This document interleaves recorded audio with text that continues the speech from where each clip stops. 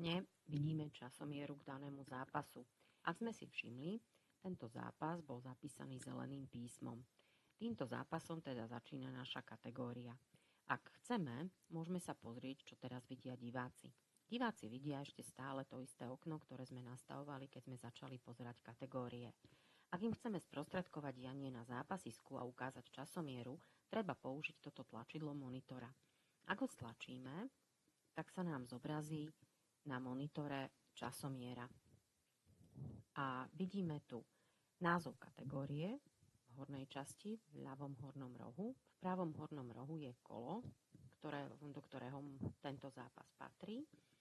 Potom tu máme v červenom poli napísané meno pretekára, ktorý je pripravený na zápasisku červenou šerpou, a v modrom poli meno pretekára, ktorý je na zápasisku pripravený s modrou šerpou. Ďalej tu máme logo a názov klubu, z ktorého pretekár pochádza. Logo klubu sa objaví iba vtedy, ak si ho daný klub do systému uložil.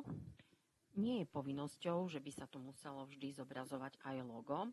Administrátor súťaže si môže nastaviť, že sa tu logá zobrazovať nebudú. Prípadne v prípade nejakej medzinárodnej súťaže tu môže byť napríklad aj vlajka.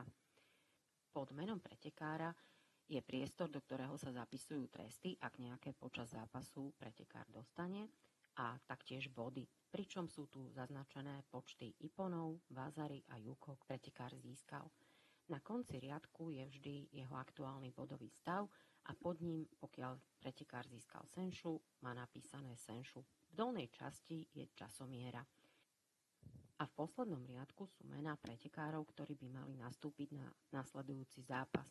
Červenou farbou meno pretekára, ktorý by mal nastúpiť s červenou šerpou, a modrou farbou meno pretekára, ktorý by mal byť pripravený s modrou šerpou.